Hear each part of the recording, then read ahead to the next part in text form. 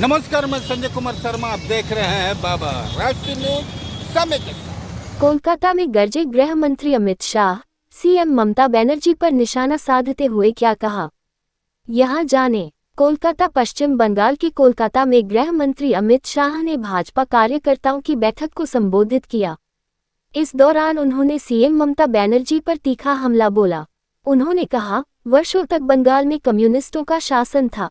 उसके बाद ममता बनर्जी माँ, माटी, मानुष का नारा देकर आई।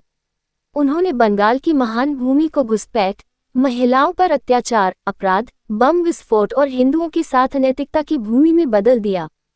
ममता बनर्जी के मुख्यमंत्री बनने के बाद पश्चिम बंगाल में सैकड़ों भाजपा कार्यकर्ताओं की हत्या कर दी गई।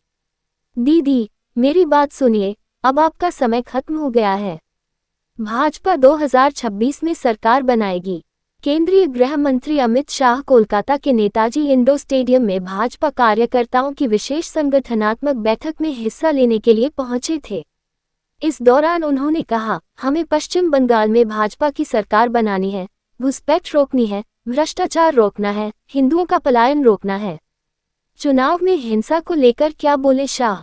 अमित शाह ने कहा, ममता बनर्जी ने बंगाल को घुसपैठ, महिलाओं पर अत्याचार, बम धमाके और हिंदुओं के साथ दुराचार का केंद्र बनाकर रखा है। पूरे देश में कहीं पर चुनाव में हिंसा नहीं होती है, सिर्फ बंगाल में ही हिंसा होती है।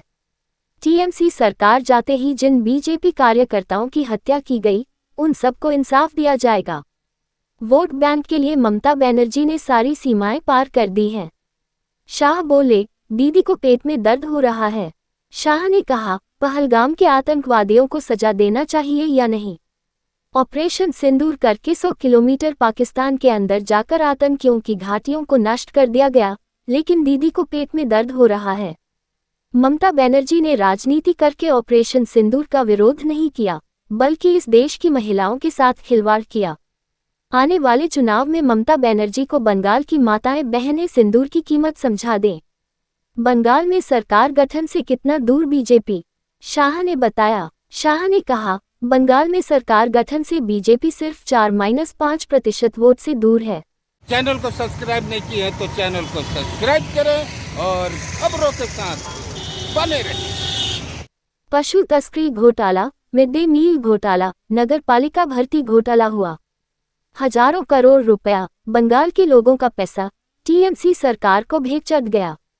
शाह ने आतंकवाद को लेकर भी निशाना साधा और कहा, कांग्रेस, यूपीए, इंडी गठबंधन की सरकारों ने आतंकवाद के खिलाफ कुछ नहीं किया। ममता बनर्जी चाहे 5 आतंकियों के पक्ष ले ले, पीएम नरेंद्र मोदी का ऑपरेशन सिंदूर अभी खत्म नहीं हुआ है। शाह ने कहा, बंगाल का चुनाव देश की सुरक्षा के लिए महत्वपूर्ण है। ममता बनर्जी ने सीमाओं को बांग्लादेशियों के लिए खुला छोड़ दिया। क्या घुसपैठ ममता या भाईपो भतीजा को रोक सकता है? मुर्शिदाबाद हिंसा पर शाह ने क्या कहा? शाह ने कहा, मुर्शिदाबाद में हिंसा हुई, गृह मंत्रालय कहते कहते थक गया, लेकिन वो नहीं माने, क्योंकि बीएसएफ के आने से हिंदुओं को बचा लिया जाता। आपके टीएमसी नेता ने दंगाइयों की हौसला अफजाई की।